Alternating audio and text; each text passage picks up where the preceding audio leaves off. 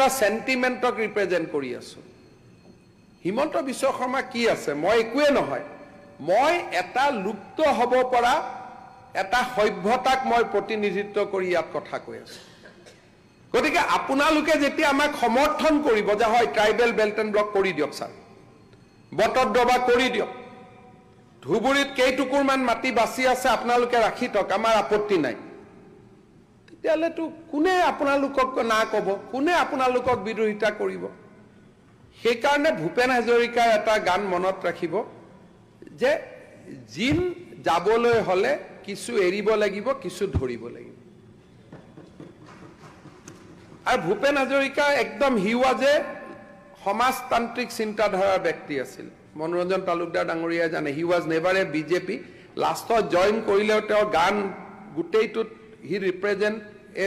সোশিয়েলিষ্ট thought process IPTF দিনৰ পৰা কিন্তু ভূপেন হাজৰিকায়ো লিখি থৈ গৈছিল জিন যাবলৈ হলে কিছু এৰিব লাগিব কিছু ধৰিব লাগিব মই সমৰ্থন কৰিছো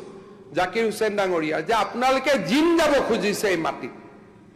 যদি জিন যাব খুজিছে কিছু এৰিব লাগিব আৰু এৰাখিনি আপোনালোকে ৰেডি হৈ লওক যে এইখিনি আমি এৰি দিম পত্ৰতা যদি কৰি থাকে তেতো জিন যাব নোৱাৰিব সদায় কনফ্লিক্ট হ'ব সেইকাৰণে মোৰ এই হাউসত অনুৰোধ with a very positive note কোনো ইয়াত বিখাদ নাই কাৰণ আমিতো জানো আমি ষ্ট্ৰাগল কৰিব লাগিব এটা কংগ্ৰেছৰ যিখিনি আমাৰে কমিউনিটিৰ মানুহ তেওঁলোকে যি কৈ আছে ভোটৰ কাৰণে কৈ আছে ব্যক্তিগতভাৱেতো ঘৰত উল্টাই কয় যে দাদা ভাল কৰিলে বুলি এটোতো কোনো কথাই নাই এটোতো মইতো নিজে জানো যে what is the sentiment in Congress বা ভোটৰ আশাত যি চলি আছে এটো বেলেগ কথা কিন্তু এটা লুপ্ত হ'ব খোজা সভ্যতাৰ মানুহখিনিয়ে কিছুদিন জীয়াই থকাৰ সংগ্ৰাম কৰিব খুজিছে আমি কেইদিনমান যেন আৰু বাছি থাকো মমডাল নুমুৱাৰ আগতে আমি অলপ জ্বলিব খুজিছো আৰু এইখিনি কথা মই গৌৰৱেৰে কোৱা নাই মই চকু পানী পেলাই কৈছো যে লুপ্ত হ'ব পৰা এটা জাতীয় অসম বিধানসভাত চিঞৰি কেইদিনমান জীয়াই থকাৰ অধিকাৰ বিচাৰিছে আৰু কেইদিনমান জীয়াই থকাৰ অধিকাৰ বিচাৰিছে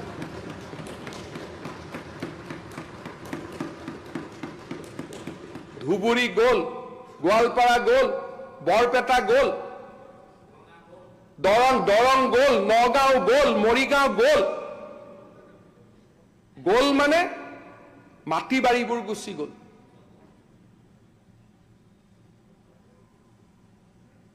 সেইকাৰণে মই বাৰে বাৰে কৈ আছো যে এটা লুপ্ত হ'ব পৰা জাতি আপোনালোকে আমাৰ লগত আগ্ৰাসী নহব আমি জীয়াই থকাৰ এটা সংগ্ৰাম কৰি আছো যে কেনেকে আৰু কেইদিনমান জীয়াই থাকিব পাৰো আৰু স্যাৰ এটো গোল বুলি কৈছে স্যাৰ কেনেকে স্যাৰ অসমীয়া জাতি অসমীয়া সমাজখন যাব পাৰে স্যাৰ 1920 নগাঁও জিলাত স্যাৰ স্যাৰ অসমীয়া মাধ্যমৰ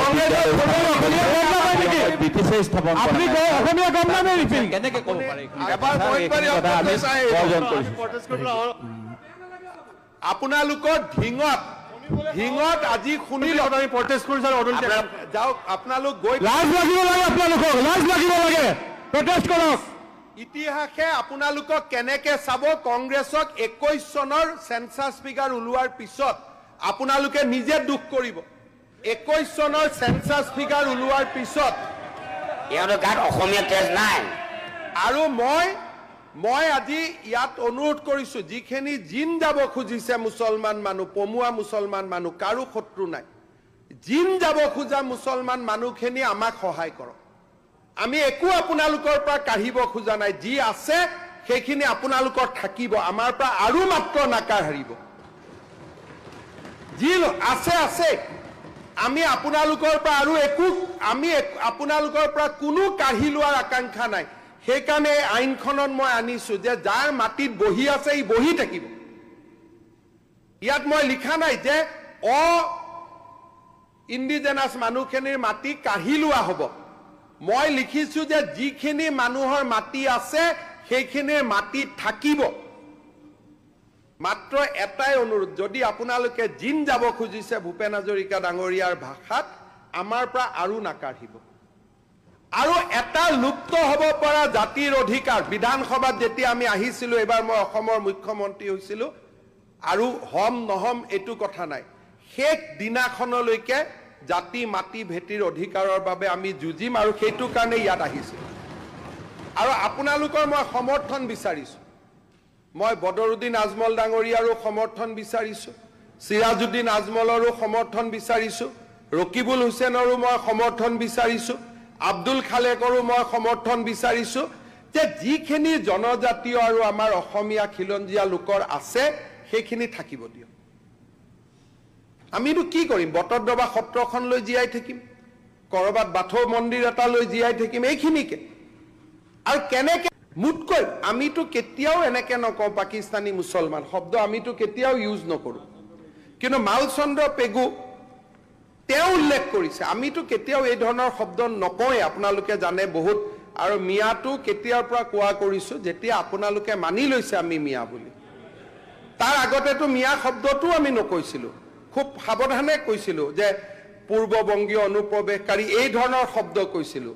যেতিয়া আপোনালোকে মিয়াটো সৰ্বসন্মতিক্ৰমে মানি ল'লে যে আমি মিয়া বুলি, তেতিয়াহে আমি মিয়াটো কওঁ। আজি আগতে মিয়া নকৈছিলোঁ। না, আমি সৰ্বসন্মতিক্ৰমে কোনে মানি লৈছে? এক চেয়াৰমেনে মানিলে আমি মানিছো। আচ্ছা, তেতিয়াহ'লে এইটো মই নাজানো, মই মানা বুলি ভাবিছিলোঁ। কাৰণ আমাৰ হেৰি চেঙাৰ বিধায়ক তেওঁ মিয়াটো মানি লৈছিলে। এতিয়া যদি মানি লোৱা নাই, এইটো মানা নাই, এইটো মানা নাই। আচ্ছা, তেতিয়াহ'লে অধ্যক্ষ মহোদয়, তেতিয়া ময়ো মোৰ ভাষাটো কাৰেকশ্যন কৰিব লাগিব, কাৰণ কাৰো মনত দুখ দিয়া শব্দ মুখ্যমন্ত্ৰীয়ে ক'ব নোৱাৰে। মই আকৌ ইমান দিন মিয়াটো কৈ আছিলোঁ এই বুলি ভাবি যে আপোনালোকেতো ডেফিনেশ্যনটো মানি লৈছে বুলি। যদি মানি লোৱা নাই তেতিয়াহ'লে কালিৰ পৰা মই এই শব্দটো ময়ো নকওঁ, কাৰণ মই এইটো পদত থাকি মই ক'ব নোৱাৰোঁ। ইমান দিনে মই কৈ আছিলোঁ যে এইটো শব্দ ক'লে আপোনালোকে ভাল পায় বুলি, যে সন্মানীয় শব্দ বুলিহে মই কৈ আছিলোঁ ইমান দিনে। যে মোক